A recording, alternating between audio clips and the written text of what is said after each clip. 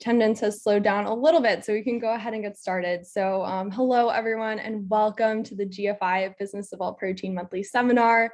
My name is Molly O'Donnell, and I'm the Corporate Engagement Coordinator for the Good Food Institute. And we are an international nonprofit that's developing the roadmap for sustainable, secure, and just protein supply. And we do that by identifying the most effective solutions, mobilizing resources and talent, and empowering partners across the food system like you to make alternative proteins accessible, affordable, and delicious. And you can visit gfi.org to learn more about our work. So before we begin, just a few housekeeping items. First, the seminar will be recorded and posted to our YouTube channel shortly after the presentation. A copy of the recording will also be emailed to registrants after the presentation, and you can view previous seminars on our YouTube channel. Just search the Good Food Institute. And second, this panel will include an audience Q&A in the last 10 or so minutes. So please ask your questions in the Q&A box rather than the chat. And you're welcome to ask questions throughout the seminar, but we will answer them at the end.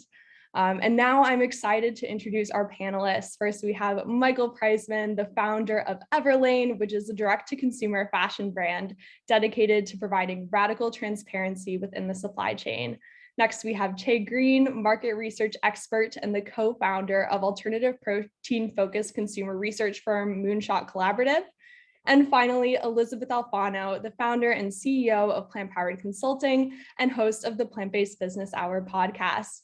So a big welcome to all of our panelists. Really excited to have your perspectives today.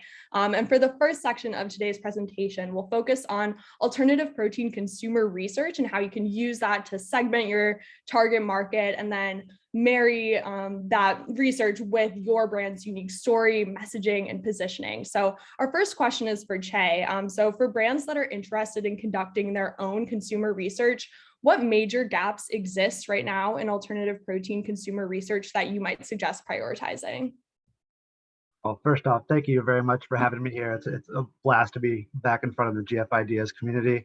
And it's a great question. I think, I've been doing this kind of consumer and market research for the better part of 25 years now. And I'm sorry to say that we still have more gaps probably than we have answers for a lot of different questions. There were a few that I thought I'd call out at a general level, because I feel like we are starting to get partial answers on a lot of sort of the macro level questions, thanks largely to the work of GFI and other organizations like ProVeg and PBFA. But I do think that there are still some gaps that remain. And I'll just touch on three of those. One is that sort of how decisions are made at both the individual and the household level when it comes to alternative proteins.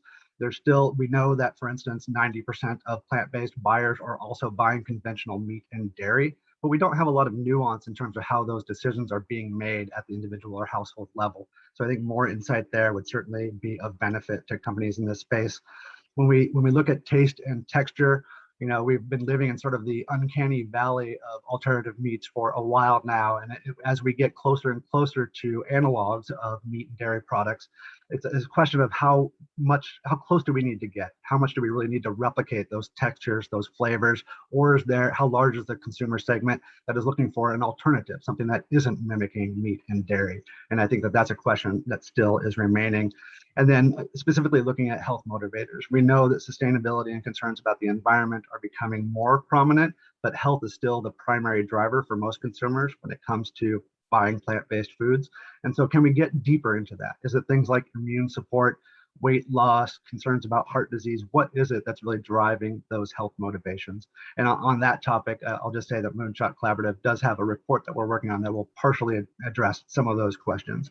But I think when you're talking about the gaps that a lot of companies need to address, it's really more specific. Those macro level views and answering those questions can be very helpful, but the gaps really for most companies are specific to their company, product, or brand.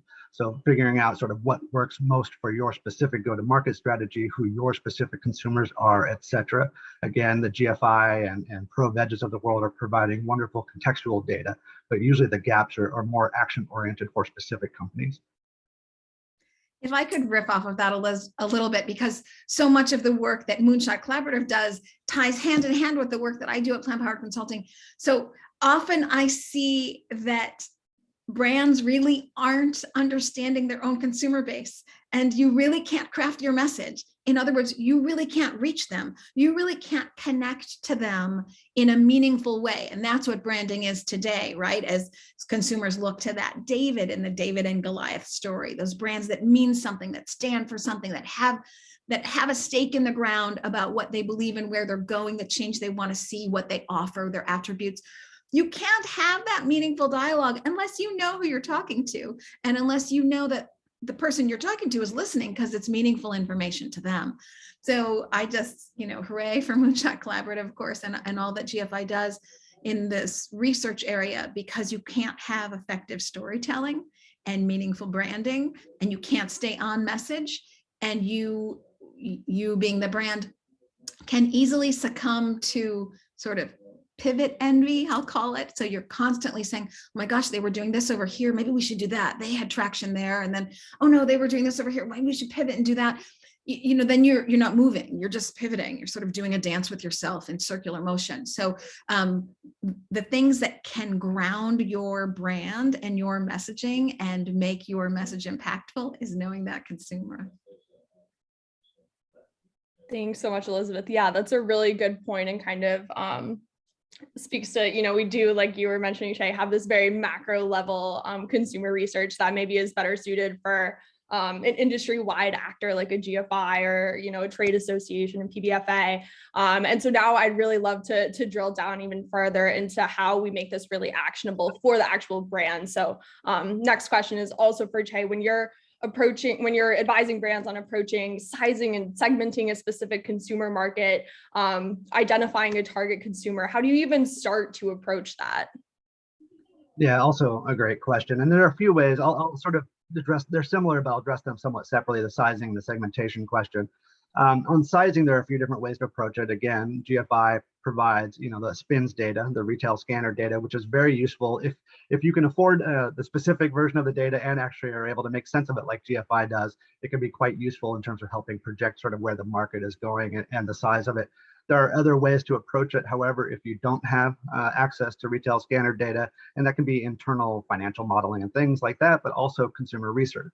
And it's a very common scenario for us at Moonshot Collaborative, where we have a panel that is representative of plant-based buyers for people to want to know how much of that market is interested in their product.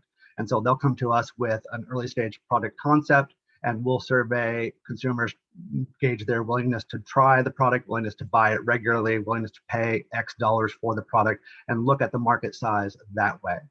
When it comes to segmentation, there are a wide variety of ways to use segmentation. And just very briefly, you can look at behaviors, you can look at psychographics, which is a fancy way of knowledge, attitudes, and beliefs. And you can look at demographics, which is probably sort of the more common approach for many people. So demographics would be things like age and gender and household income, things like that, which are very pragmatic and useful. They're the most common, and for a good reason, because you can turn around and use those same segments in your marketing and advertising. So all those same segments are available for targeting on most of your advertising platforms. But often companies will want to go deeper than that and look at things like knowledge of a particular space or their actual purchase history in a particular space. And so again, you can look at behavior-based segmentation, you can look at psychology or attitudinal-based segmentation. It all comes down to what is the specific need of the company and sort of what segments you want to look at, because there's a broad number of segments, of course, that you can look at. They're not all going to be meaningful for you. And so, for instance, if you think that you're a company that is very much geared toward having success with the Gen Z space, an age-based segmentation is going to be very suitable for you. If you're a niche category wanting to do consumer research, but not only 10% of consumers actually buy your category, you want to look at a behavior-based segmentation so that you know that you're getting that breakdown for who's buying it versus who's not.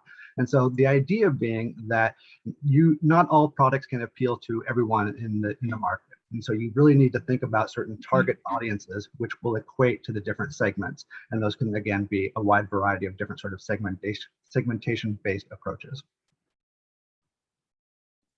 Thank you. And returning to Elizabeth's earlier, you made a great point on developing a brand foundation that's able to maybe stick with you so you don't get that pivot envy you were talking about, or kind of flip-flopping on who you're talking to. So I'm curious, how you would suggest brands revisit this work of targeting the consumer and creating all these different, or identifying the target consumer, creating these different segmentations, and how this work might be able to stick with a brand through their sort of life cycle from, conceptualization, maybe identifying that target consumer with a product that's not even on the market yet, which I know is true of maybe a lot of the companies that are tuning in today, and, how that might evolve, but also serve as a foundation sort of throughout the brand's life cycle through commercialization. Sure. So happy to answer that. Love that question. I just quickly want to riff on what Shay was saying as well. Just think about how far we've come in maybe, I'll say 3 years ago. You could have said, well, the plant-based umbrella is enough, right? If I say that I'm a plant-based product, I'm going to get my market share. I'm going to reach that consumer. You could never do that today. We have expanded so much that plant-based just isn't enough. It's almost, I don't want to say it's meaningless, but plant-based because you are targeting moms who are hyper specific about ingredients for their babies? Are you targeting the older person who's in it for themselves or their health? Are you targeting Gen Z who's, in it for the environment? And then all the folks in between. Our market has grown so much that you just can't be plant-based and hope that it'll stick. You have to find that exact segment, and then it's meaningful to them. But that, as you say, Molly, is a second step. You first, I can't highlight this enough, and it's one of the mistakes I see, if you will, that brands kind of skip this step because they're so focused on usually making a food, starting off in their kitchen. They've got to get the food right, then they move to a commercial space, and then they go to distribution. Sure, they've got a name, and sure, they've got packaging, but they really haven't thought about their brand deck. And you really need to do this first. I sort of think of it as like brand therapy. What your brand stands for, what is meaningful to you, what are your objectives, who are you talking to, how are you positioned in the market? When you get this kind of structure, brand map for yourself, you won't pivot like a weekly dance, because you'll have your structure and you'll know the steps to take in the marketplace to reach who you want to reach. And so this brand deck is really very important in realizing, all the attributes in the market and what kind of, even your like script and tone and personality as a brand. You set all this up first and set it up early. So it's usually something that brands think about when they're about to do their first press release and they're launching into market. That's way too late. You really want to get it once you've made it in your kitchen, you've tried it out at farmers markets, and you realize, hey, I'm onto something here. I'm going to go bigger into the next step. That's when you want to start putting together your brand deck. And even if you don't come to someone like me officially, or you don't have the money to go to Moonshot Collaborative to start out to figure out who you're talking to and how that's going to work, you can start creating that landscape yourself by being very introspective about that brand. What mission is that brand is out to accomplish? That might be a monetary mission. It doesn't always have to be mission aligned, although it is for many people here, myself included. But why you're doing what you're doing, these sorts of therapeutic questions, I think, to be sure about who you are. You can't reach anyone until you know who you are and what you're doing. And so you can start that structure yourself. And then I'll say, of course, go to Moonshot Collaborative when you can. But when you can't, you do have friends and you do have family. Start talking to them and tasting and testing your product. Okay, they love you. They're going to say they love it. But those friends have, father-in-laws who maybe don't love you so much, or they're a little more extended from you. And you can get that research, start to get feedback, just understand that consumer down to, what kind of things make them laugh and what things they're afraid of, really like deep down, so that you can ultimately, your brand can fill that need for them. I'll say taste, I've been schooled well by GFI. So it's taste, price, convenience first, but food has a big psychological component. We want to hit all the notes we can. Absolutely. Thanks. And I would also love to hear from Michael, our veteran founder on the panel, of how you approach this work through Everlane and how your target consumer might have evolved, how you've continued to revisit this branding work. Yeah, happy to add to it. And thanks for having me. Coming more from the, I guess, entrepreneurial founder side of it, on my end, Everlane, I think is similar in many ways, because what we're trying to figure out is what is the entry point into the market. And I think, Elizabeth, you hit on so many of the exact points, which is the early days are such an intuitive and organic process. You find a product, you fall in love with it, you create it, and then you say, oh, I bet there's more people out there who want this. And the job from a founder's perspective or, team's perspective is to figure out why is it that you love it and what are the key pieces of that that you take out and tell the rest of the world. And the landscape is constantly shifting. So when Everlane first launched, as an example, it was a really basic concept. Your $120 shirt sells for 8 times what it costs to make, not at Everlane. And the simplicity of that signed up 100,000 users because there was this idea of what's the promise to the end customer. And I think anytime you do any sort of brand work, short of luxury, which is not a promise, it's just an image, you have to be telling the consumer what is it they're getting from you that they're not getting from anyone else. And I think that is so, so critical. And you can do that through all kinds of research with Moonshot Collaborative. You can do it with consulting, or you can do it by, like you said, just going down the street and figuring it out and talking to people and sampling it. But the clarity of that message and sticking to it, I think, is really, really critical. And you have to just own it, but you have to know that whatever message you're telling, so your $120 t-shirt sells for 8 times what it costs to make. The principle was there's high markups in the world, not at Everlane. And so you can replace t-shirt with any product. And so that's the whole concept. And that's how radical transparency was born. If the concept, and I'll play with this for a second, was the most delicious chicken that's not chicken. Okay, then you're going to really lean in from a brand perspective around delicious. And it's going to be the recipes you can make, what makes it delicious, how you are creating, partnering with the right restaurants that are also the most delicious restaurants. So you got to take the concept and then figure out from a brand perspective how you expand it and create, I would say, buzz. And the other place I would say that you could do this a lot is, to your point, Elizabeth, on the press side, go talk to editors. Go talk to the people writing the stories and ask them, would this resonate with you? Would you talk about this? And if you're able to do that, they'll give you feedback and they'll become your advocates. And we did that early on in Everlane. It was really helpful.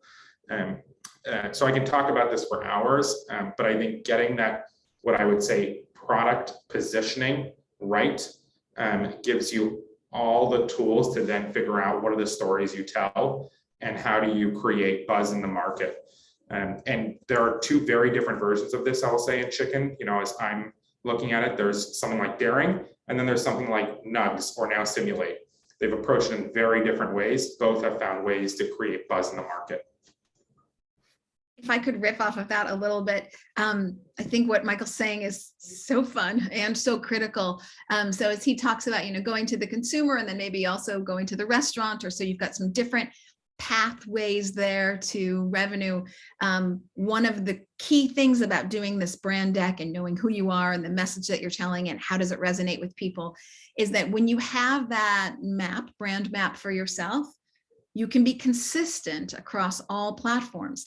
And when you're consistent, you not only re-establish the brand or reinforce the brand, but you establish trust with the consumer because you're always showing up as you. And so we live in a world of fake news and people are feeling, distrust of larger corporations, government may be playing a role in their health, all these kinds of things.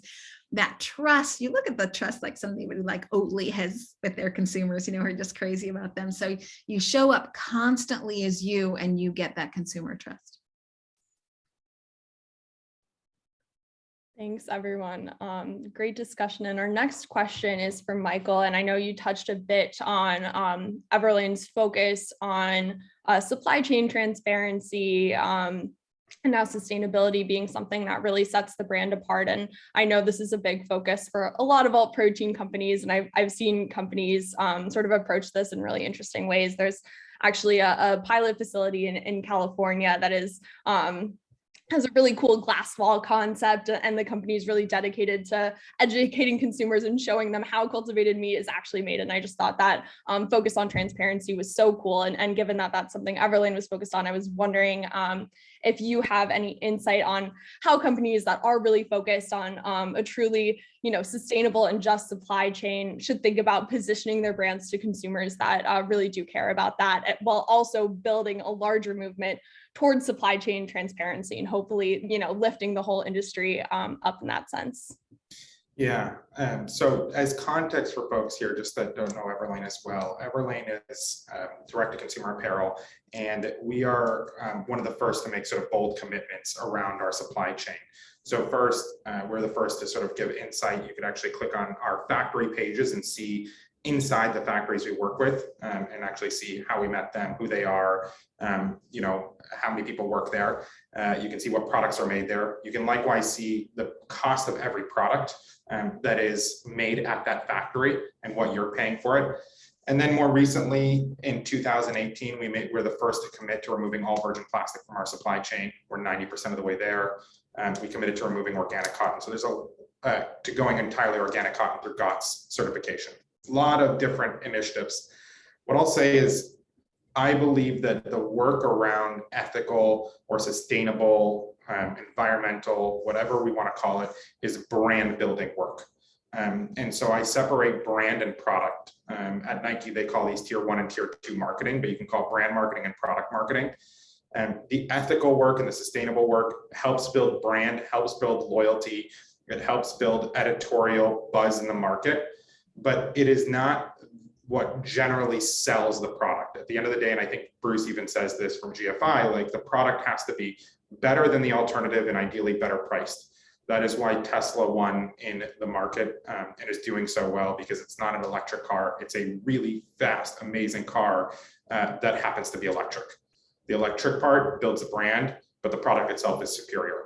And so I think you always have to remember those two pieces. When you go out into the world of ethical, all kinds of stories you can tell.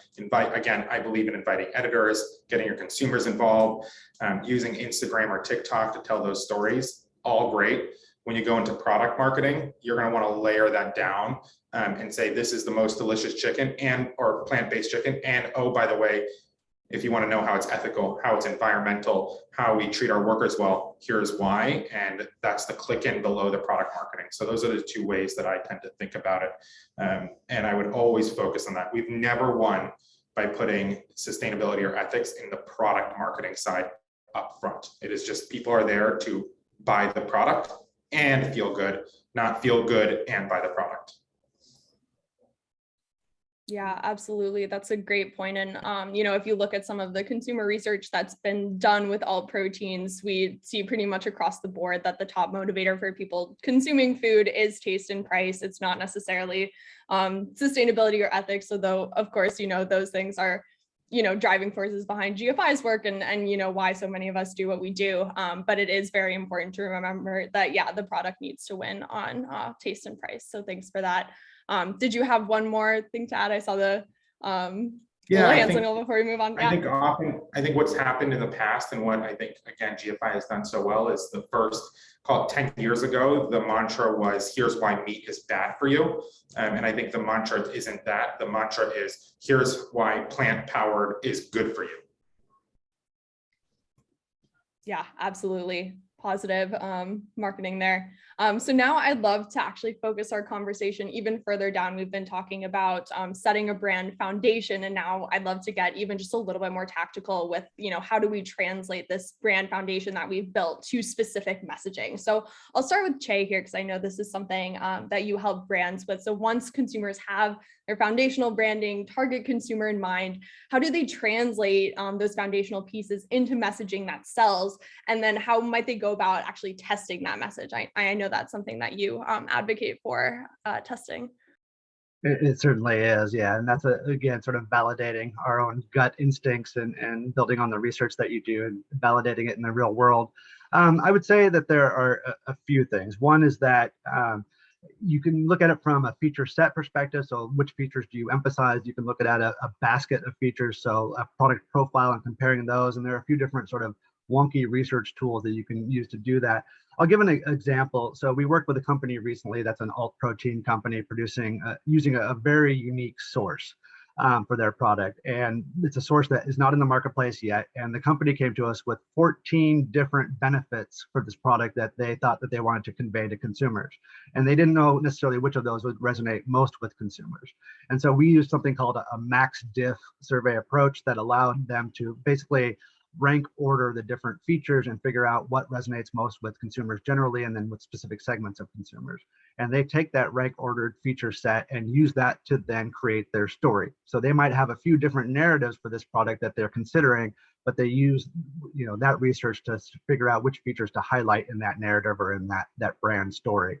A similar approach can also introduce price. So if you've ever heard of conjoint analysis, basically what you do is you take a few different product profiles with or without price, and you can compare them. And by doing so in a sort of a pairwise comparison, it's a wonky research approach. What you do is you find out which of those different features contribute most to an overall sort of uptick in purchase intent for that product.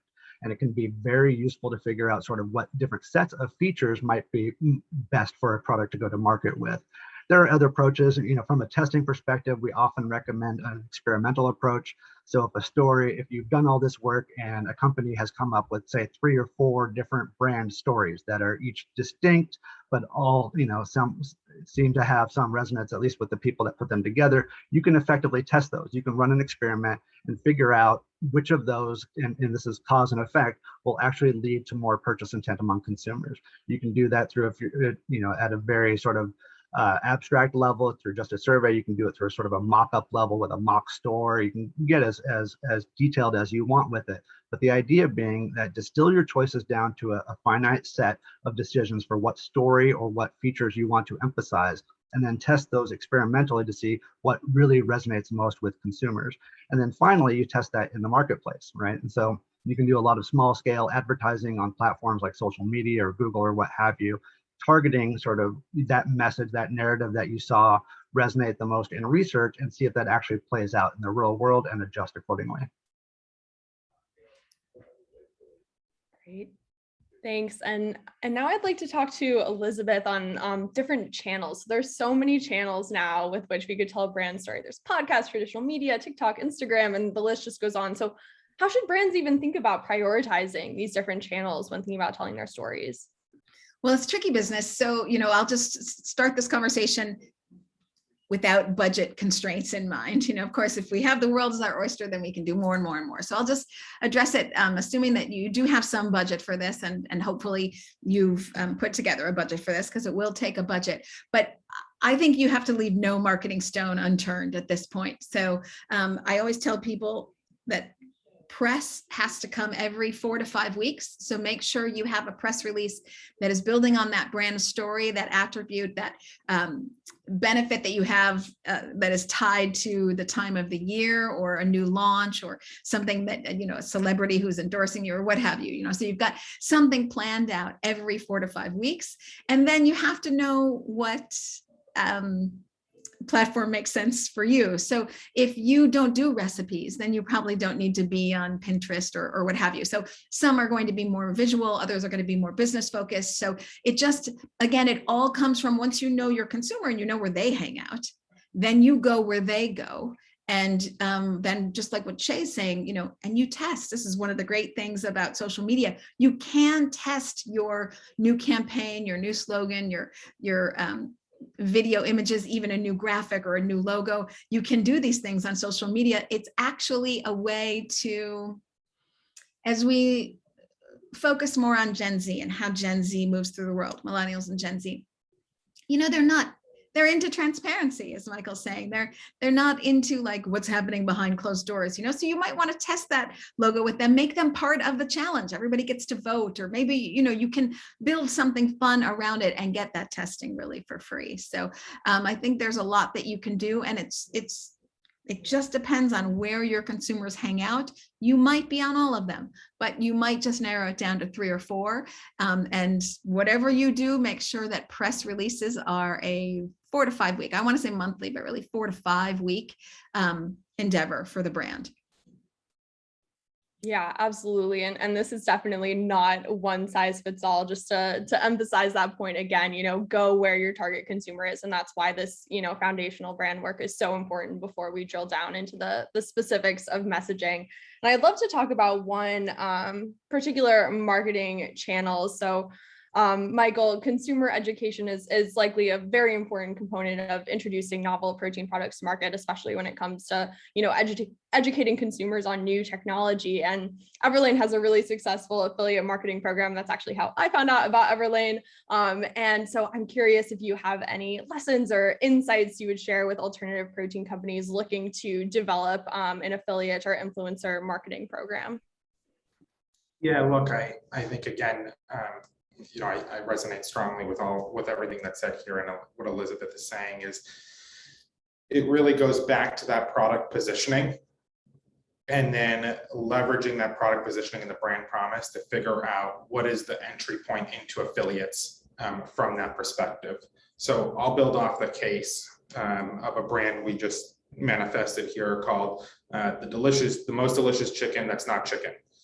So if you leverage that concept of delicious, then you're saying, okay, from an affiliate perspective, how do I get my product into the hands of affiliates with recipe contests or recipes that they can create every week, or partnering again with different restaurants and perhaps going city by city and inviting those affiliates, because in this busy world, affiliates are getting knocked on the door all the time for who wants to work with them and why they should work with them. So you really have to have a unique proposition. The world is absolutely pay to play. The idea that you don't pay to play today is very, very rare. So if you can pull it off, bravo. But if not, it's about building the relationships, giving them incentives, having a D2C channel where they can make an affiliate dollar from it, and then creating content with them that's unique. So I do think those things are very critical. From our world, we leverage new launches. And then we also have key content that we create. So it's really leveraging those two. Collaborations are ways to partner with affiliates, new products that enter into the market that might have limited edition. If your supply chain allows you to do that, all of these are ways to build buzz in the market that are unique, that I think in this world, like I said, it's busy. You got to find unique ways to grab attention.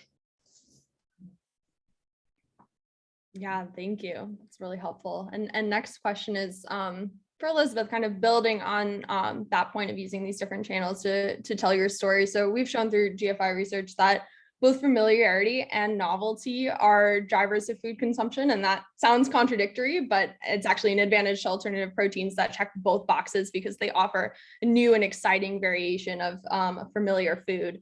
So what are some creative ways that you've seen, or how would you suggest companies use branding and storytelling to position their products as familiar yet novel?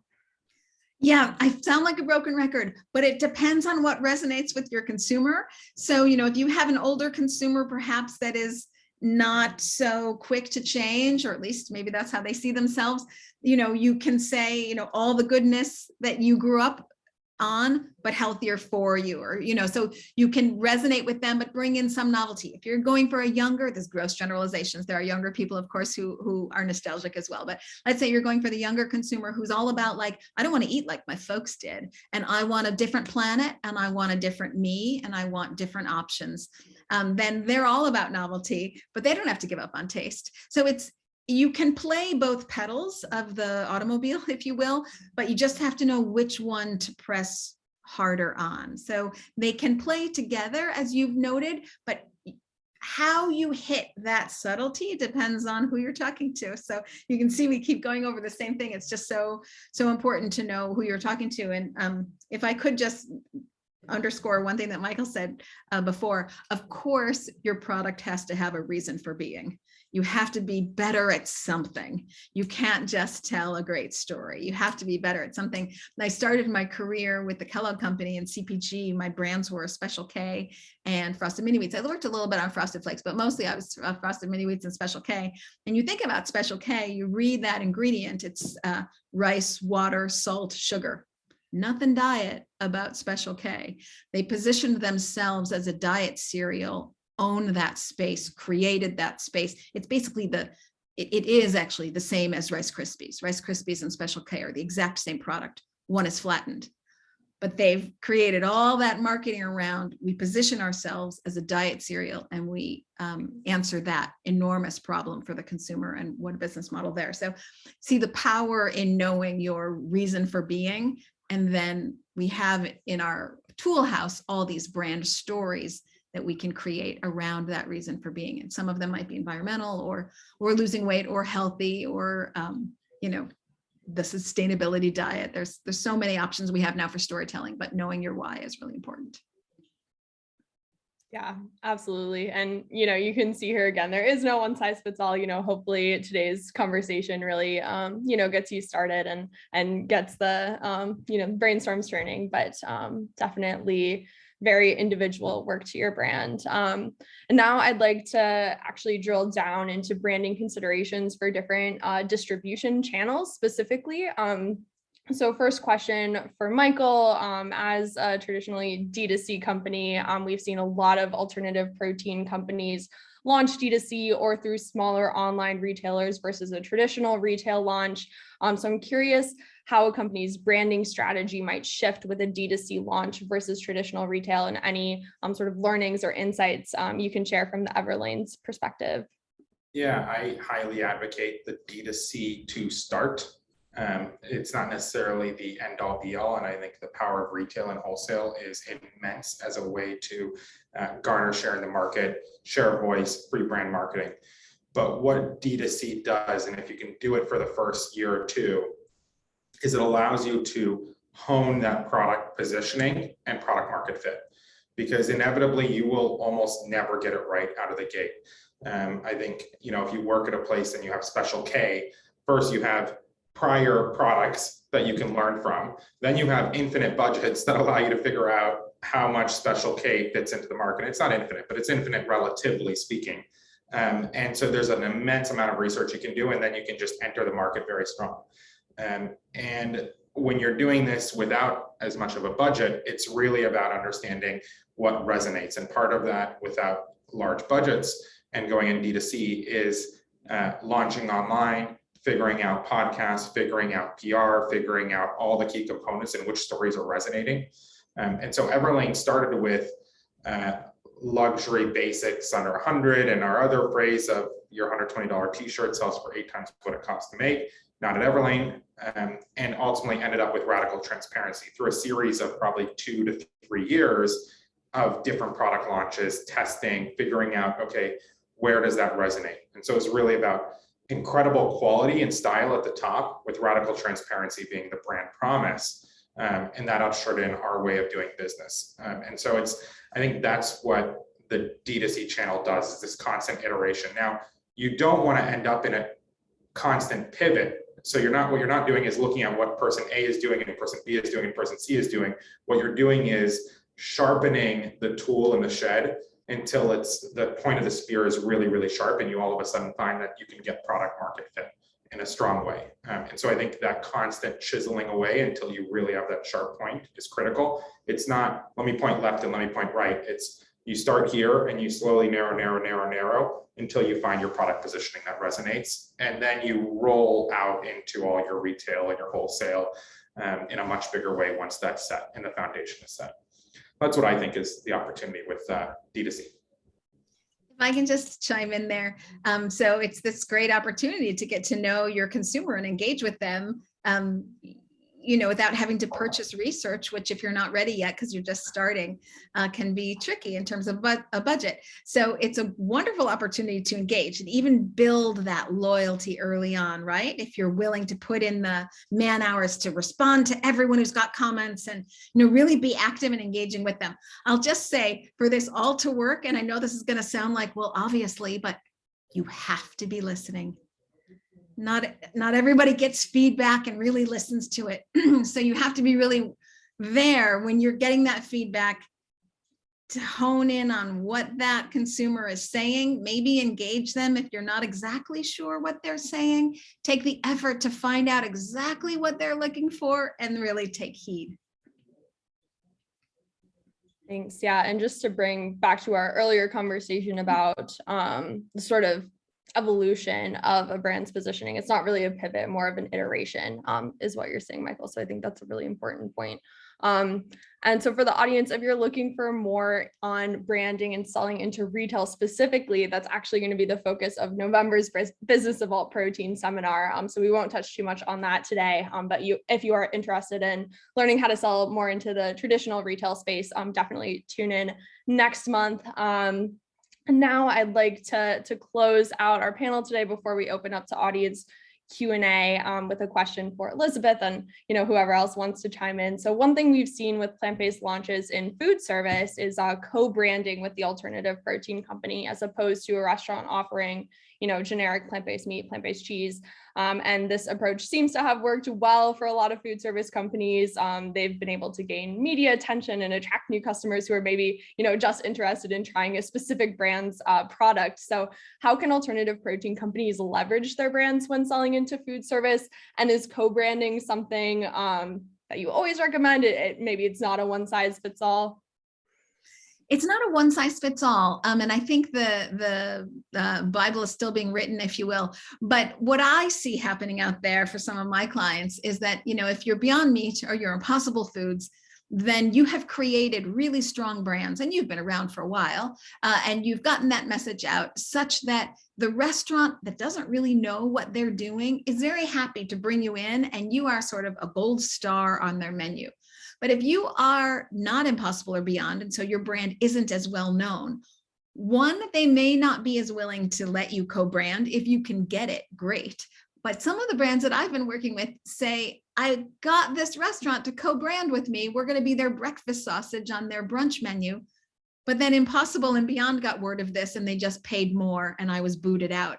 So I'm seeing some of the brands that haven't been around as long as Impossible and Beyond and maybe don't have their budgets quite yet, they're staying with unbranded because a white label is what's getting them more revenue and more opportunity to grow their business from a sales perspective, so that when they are out there to the consumer, direct to the consumer, they can focus their branding really heavily there. So I would say if you can co-brand, great, but it is also getting to be a very competitive landscape out there, particularly if you're in burgers. If you're doing something else, like fish. If I were an alternative seafood product right now, I'd be working really hard on getting co-branding, because not every restaurant is going to want to have 12 different brand logos on their menu and stuff. Really, the first one through the gate gets in for food service co-branding. So like alternative seafood, race to the first one to the menu. So if you can get there first, great, grab that co-branding spot. Otherwise, see if it makes the most monetary sense, because there's usually a monetary negotiation to be on that menu with your brand. And so make sure it makes sense for you. Great, thank you. So now we'll turn to the audience Q&A. So please feel free to start asking those questions in the Q&A box. But the first question actually ties in really well with the conversation we were just having about branding in different distribution channels. And that's one that we didn't touch on, which is actually B2B, so business to business. And there are a lot of companies that are selling novel alternative proteins or maybe enabling ingredients to other companies for use in their end products. So whoever wants to answer this, I'm not sure who would be best positioned.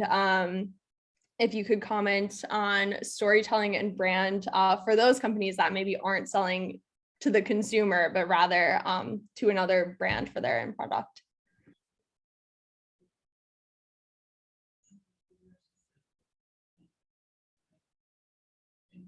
Okay, if I understood the question, it's what kind of storytelling can you do if you're D to B2B? Yes. Well, I think you have to really rely on the product there, because the product attributes and your why and what your product does better than anybody else. Are you delivering better price? Are your plant-based eggs fluffier than real eggs, in addition to, obviously being plant-based, so they don't have cholesterol, et cetera. Are you shelf stable? I mean, there you're really solving brass tacks problems.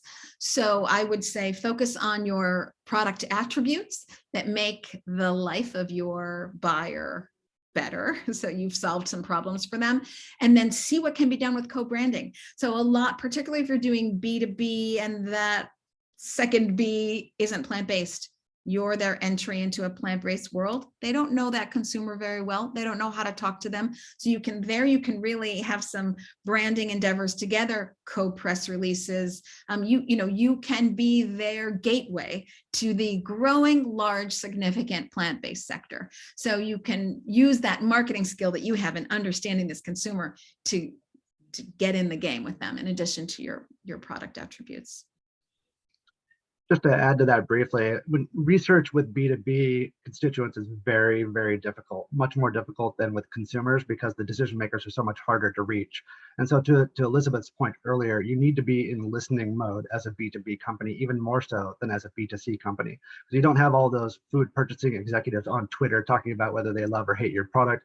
You can't get that kind of community level feedback. Surveys with them are hard to do. So develop those relationships, focus on those relationships, and be in active listening mode constantly as you're talking to those folks. Yeah, I just want to underscore that, developing those relationships, really spending the time there. That's why I say maybe even marketing together, being willing to kind of show them the ropes and at the same time split that budget with them. It could be very powerful for your brand.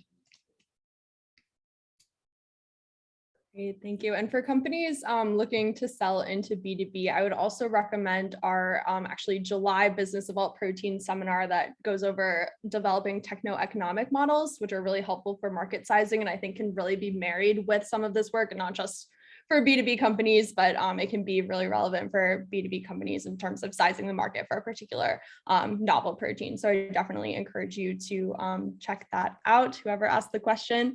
And so next question here, Elizabeth, could you give us some examples on how to test your products or communication or messaging on digital media? On social media. Okay. Well, it's going to depend a lot upon the product that you have. And maybe Michael can also chime in here too. But if you have, a slogan or messaging or a 30-second spot that you'd like to play on social media, go ahead and try those, I would say. And I really suggest making everything fun and engaging for people. So make a contest out of it, have people comment and share, and the ones who get the most shares, or, you think out the contest details yourselves, but make it engaging for the consumer so they want to give you feedback.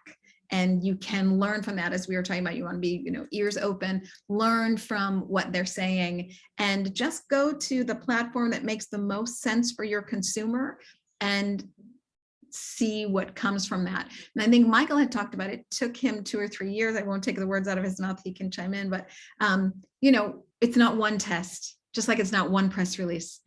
You have to show up time and time again until you feel like you've really hit it. So this might be many tests. And it might be actually your marketing strategy the first year is just to test, just to run different contests, just to try out different slogans, just to see what resonates. And you're almost in research mode that first year that you're in business, provided that you have planned your budget accordingly.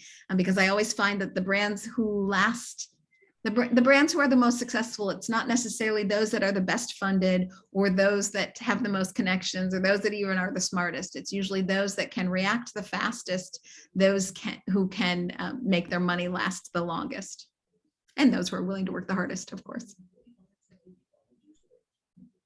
Happy to build on that. I think you're exactly right. And I think what I tried, it all depends on how big of a business and how much of a reach you're trying to get and how big your customer is. There's nothing more productive in getting taste research than actually having people taste your product and telling you what's good and what's not. So that works really well from that perspective. When we talk about messaging, I think there's many ways to go about this, but I always try to come up with the most specific message that reaches the broadest amount of people. And so through that, you're really trying to figure out, okay, is it that they gravitated towards the specific taste of this? Is it the delicious aspect? Is it, the fact that we've got a specific type of, I want to say mascot or something that they resonate from that? It's like you're playing with these different factors and you're looking for a wow factor. You're looking for people to resonate with it, because once you see that, and it's really, I call it energy, but once you see that energy, whether it's with editors, whether it's you go meet with Elizabeth and you show her the branding and she goes, holy shit, there's something here. Or whether it's just you're sharing it with friends and they all go, I love this. And you're like, why do you love this? No, why? Other way to do it, the 5 whys. Why? And by the time you get to the 5th why, you usually get the answer as to like, what is it that's truly resonating with them? So it is nothing is better than that constant asking of questions and listening until you get the most specific aspect and attribute of your product that has the broadest appeal.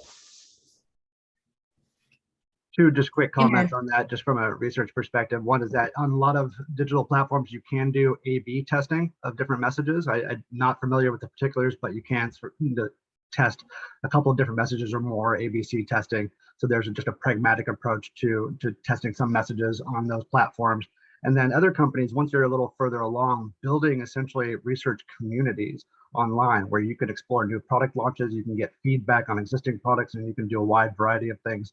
I know there's a company that operates in our space called Innovia, which has done this with Lego before, and they have a community of millions of people who help design products and give feedback on new product launches. And if you're a company of size and has the resources, going in that sort of community feedback model online can be very useful. Thank you all. And we also have another question in here about pitching to investors. And I think it's a really good one and something that we didn't talk about today, but once we have this brand foundation, how that might be leveraged, not just when selling to consumers, but also when pitching to investors. And I know I'm assuming Michael has done some fundraising on the Everlane side. I know Elizabeth, you have the investor perspective. So I'm really curious to hear both of your perspectives. I'll hop in first and then hand it to Michael.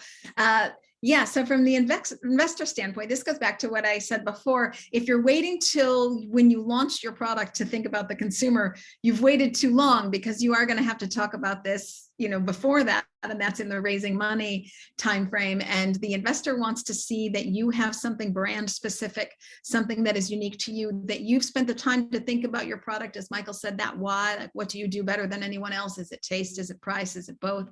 And then the stories that your brand can tell that positions it to be very unique. Everyone's telling an environmental story right now, right? So you're going to have to do better than that. I think it was just actually GFI in their recent summit that said that people are more interested in the environment now than their own health as a reason for switching to plant-based. So everyone's going to be telling the environmental message. So you have to craft that message and what makes you specific, even to the investor, so that they can, ultimately you want someone to very easily, without doing any work, mentally say, I get it. I place that brand right here in this space, in this white space alone. So as you position yourself on the map compared to your competitors, you should have this luxurious white space around you that you do something better than anybody else in a way no one else can do it. So again, get that branding, brand deck,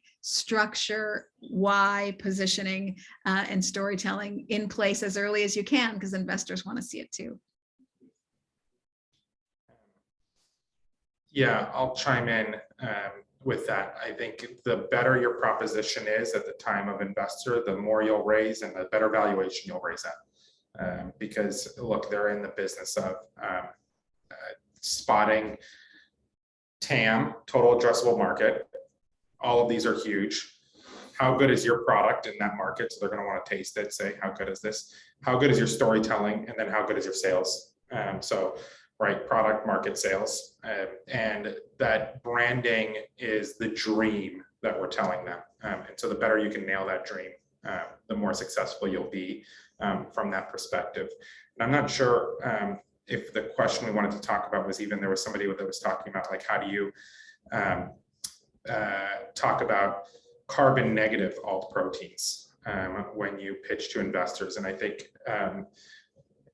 to me, when you talk about any of these, it's carbon negative. The question is to convince the investors that carbon negative is something people care about in the world. And again, there's a TAM of alt proteins, and here's why, total addressable market, and here's why that idea can generate buzz in the market. So how do you convince the investor, in this case, the people giving you money, that this is a real idea that can resonate, and why?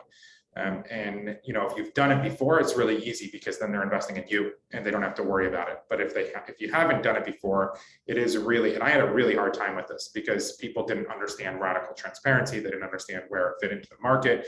We didn't really get it. Radical transparency didn't exist before we branded it. So it was pretty challenging from that perspective. And so we relied on sales momentum to tell our story, to be honest. It was much more about the sales and the product and direct to consumer. So it's sometimes what you tell the consumer and what you tell the investor are also two different things. They're two different sets of consumers. I have a question for Michael. Did you trademark radical transparency? We didn't. We trademarked phrases below that. Always ask why was a phrase. We have a lot of trademark and we trademark like crazy now. We spend a lot of fees on trademarking. We pioneered this concept called renew, which is about renewing material. So we own the trademark around re-wool, re-cashmere, re-nylon, and there's a couple others, re-cotton. We own all of those trademarks. We also own trademarks around other material-based names and ideas, and we trademark all of the names of our products because in this world, creative, I believe, is a huge advantage. And you want to be able to invest in something. So I'll give you one story. We didn't trademark the word cheeky for our denim launch, and Gap used it. So now it's everywhere. We, as a result, trademarked Way High, which is another product of ours, and now no one can use it. So when we invest in it, we get all the share of the benefit. Well, so thank you so much to our panelists. Unfortunately, those are all the questions we'll have time today. I know this hour just flew by. So again, thank you to our panelists for sharing their time and expertise. And as a reminder to our attendees, please be on the lookout for the post-webinar email with the recording and additional resources. And be sure to check gfi.org/events to stay up to date with all GFI events and other industry events of interest. And our next webinar will be on Wednesday, November 17th at 1 p.m. Eastern, 10 a.m. Pacific. And as I mentioned, we'll be joined by Mike Shaw, Managing Director at Focal Point Partners and former Whole Foods executive, to discuss business development and engaging with retail. So this will build off of what we covered today and hopefully equip you with the information that you need to engage with retailers. So thank you everyone for attending, and I will see you next time. Bye. Thank you. Thanks, everybody.